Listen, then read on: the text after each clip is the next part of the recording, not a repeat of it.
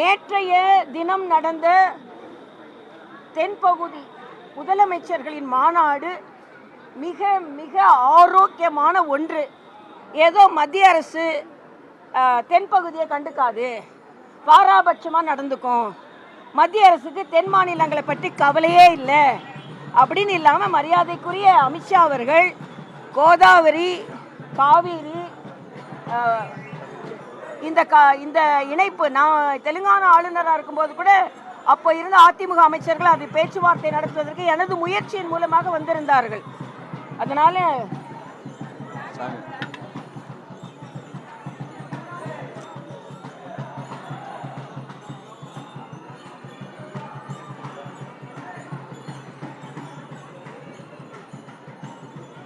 மரியாதைக்குரிய அமித்ஷா அவர்கள் சொல்லியிருக்கிறார்கள், இந்த ஆறுகளை எல்லாம் இணைத்தா 100 ஆண்டுகளுக்கு இந்த பகுதி மாநிலங்களுக்கு தண்ணீர் பிரச்சனை இருக்காது. பிரம்மபுத்திரா, கோதாவரி, காவிரி ஆக இந்த அளவிற்கு ஆக்கப்பூர்வமாக மத்திய அரசு செயலாற்றி வருகிறது.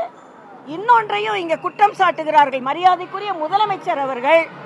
சதவீதத்தில் தொகுதி மறுவரை குறைக்கப்படக்கூடாது அப்படின்னு சொன்னா உடனே பல்டி அடிச்சிட்டாரு அப்படின்னு ஒரு கருத்தை சொல்றாங்க. சதவீதத்தில் குறையிலன்னா உங்களுக்கு என்னங்க பிரச்சனை? அதனால தொகுதி மறுவரை வேண்டும்.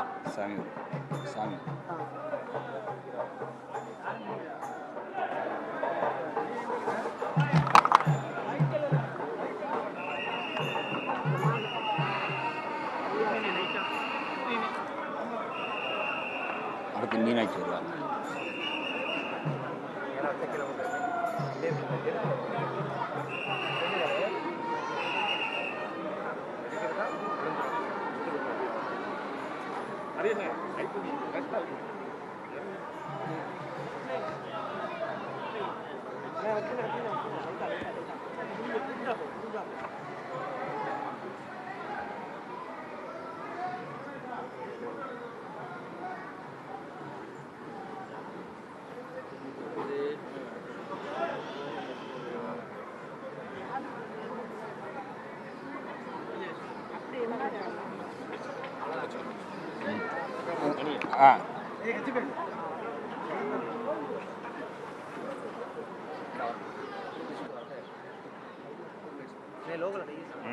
எடுத்துட்டேன். சரி, சாமிகளின் புறப்பாடை பார்த்ததும் மகிழ்ச்சி. அது மாதிரி இந்த ஆறுகளை இணைத்தா, கோதாவரி, பிரம்மபுத்திரா, காவிரி இணைத்தா 100 ஆண்டுகளுக்கு நமக்கு தண்ணி பிரச்சனை இருக்காது அப்படின்னு மரியாதைக்குரிய உள்துறை அமைச்சர் சொல்லியிருக்கிறாங்க. அதனால் தொகுதி மறுவரையில் எல்லாரும் அரசியல் செய்யாமல் உண்மையாக தொகுதி மறுவரை வந்தால் தான் பெண்களுக்கான இடஒதுக்கீடு வரும். தமிழ்நாட்டில் உள்ள இடம் 39லிருந்து 59 மாறும். 200 பெண்களுக்கு பாராளுமன்ற உறுப்பினர்களாக வருவதற்கு வாய்ப்பு இருக்கும். மீனாட்சி அம்மன் கோயிலில் கும்பிட்டு விட்டு சொல்கிறேன், பெண்களுக்கான வாய்ப்பு கிடைக்க வேண்டும். மறுபடியும் இந்த 543 கொடுக்குறேன்னா கொடுக்க மாட்டாங்க நிச்சயமா. அதனால மரியாதைக்குரிய பாரத பிரதமர், உள்துறை அமைச்சர்கள் சொல்வதை போல இந்த தொகுதி மறுவரை வேண்டும், பெண்களுக்கான அங்கீகாரம் வேண்டும். எந்த விதத்திலும் தமிழகத்தின் சதவீதம் குறையாது என்பதை உள்துறை அமைச்சர் தெளிவாக சொல்லியிருக்கிறார். அதைத்தான் முதலமைச்சரும் எந்த விதத்திலும் சதவீதம் குறையக்கூடாது என்று சொல்லியிருக்கிறார்.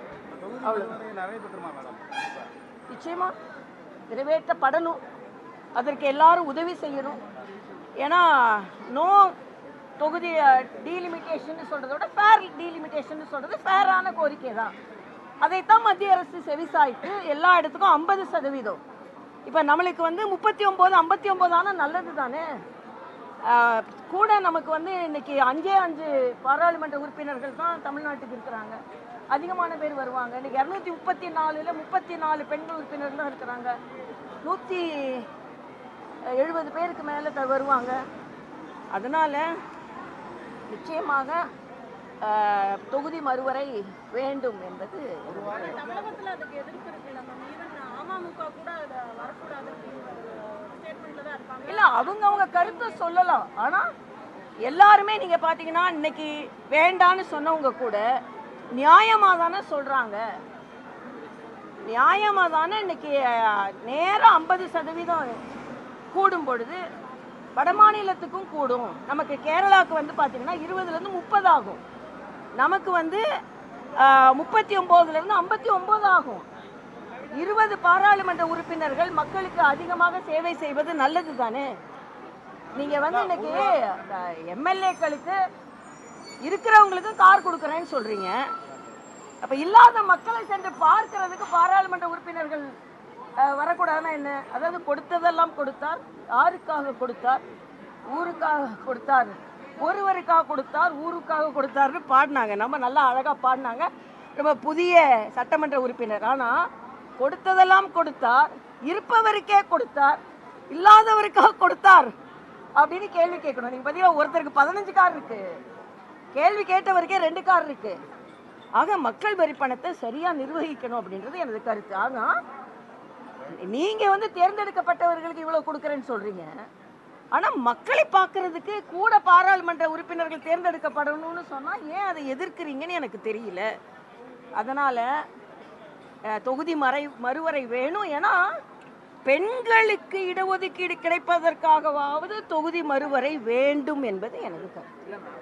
சட்டசபையில் டீலிமிட்டேஷனுக்கு எதிராக தீர்மானம் போடுறாங்க. அதுக்கு முன்னாடி காங்கிரஸ் எம்பிக்கள் மற்ற எம்பிக்கள்லாம் பங்கேற்ற கூட்டத்தில் நோ டீலிமிட்டேஷன் அப்படின்னு கூட்டம் நடத்துகிறாங்க, அங்கே தீர்மானம் போடுறாங்க. அசம்பிளியில் நோ டீலிமிட்டேஷன் எதிராக போடுறாங்க. ஆனால் அங்கே வந்து விகிதாச்சாரத்தை உறுதி செய்யணும்னு விஜய் கேட்கறது தான் பல்ட்டின்னு திமுக அதிமுக இல்லை. ஏன்னா விகிதாச்சாரத்தில் குறையக்கூடாதுன்னு ஒரு பல்ட்டியா இல்லையா மேம்? அது எப்படி பல்ட்டி ஆகும்? அதாவது இல்லை,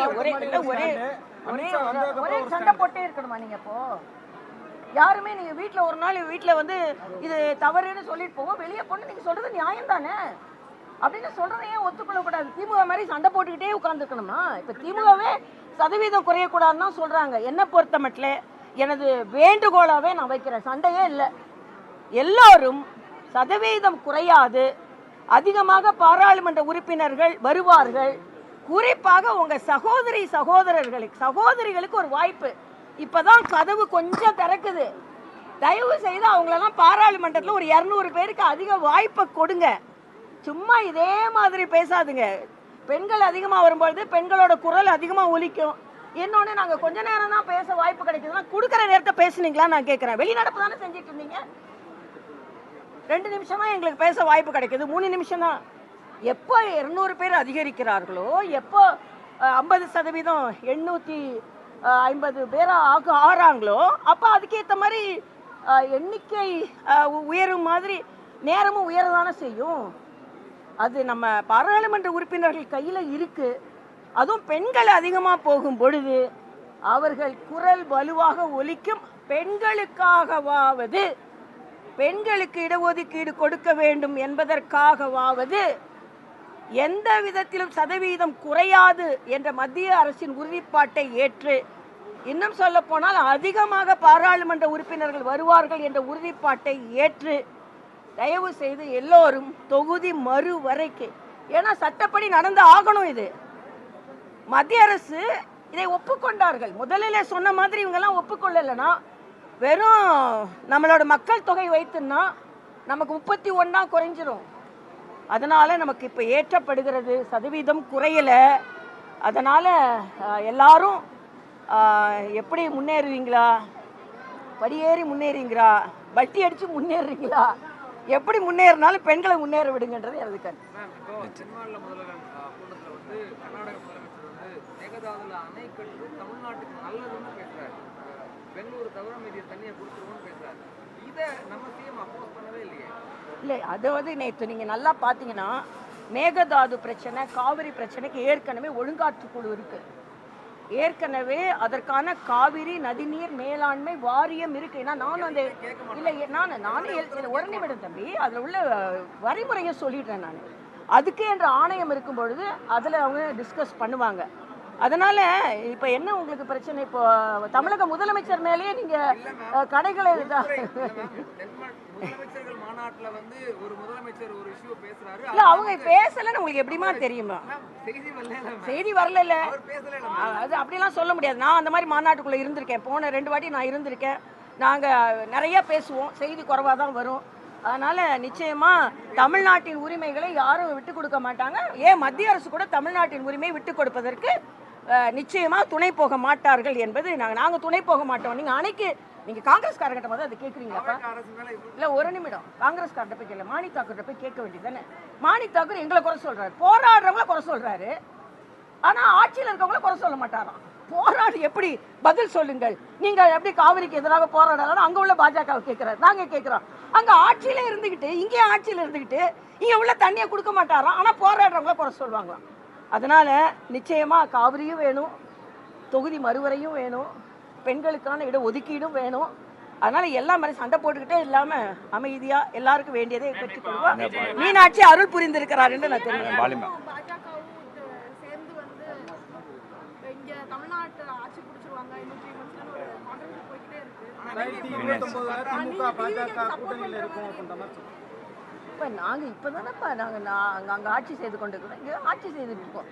எல்லாத்துக்கும் உடனே கூட்டணி உடனே எல்லாம் கொஞ்சம் பார்த்து கேட்டு பண்ணுவோம். வெயிட் பண்ணி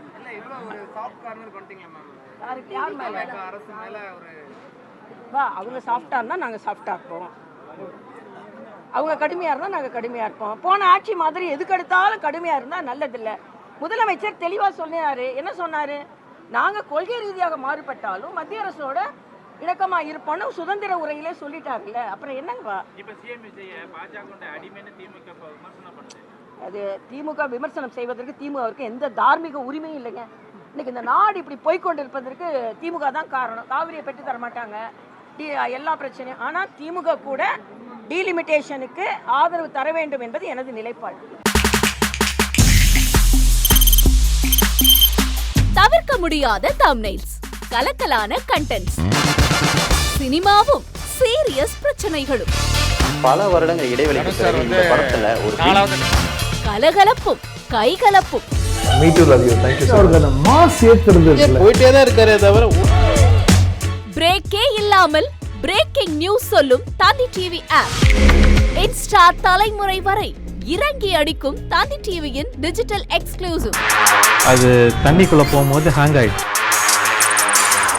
உங்களுக்கு விஜய் சார் எந்த அளவுக்கு ரொம்ப பிடிக்கும்? Of course, Malayalis are huge Vijay sir fans. ரெண்டு பேருமே ரொம்ப பிடிக்கும் எனக்கு. தந்தி டிவி ஆப்பை இலவசமா டவுன்லோட் செய்யுங்க, ஃபாலோ பண்ணுங்க, சப்ஸ்கிரைப் பண்ணுங்க, என்ஜாய் பண்ணுங்க.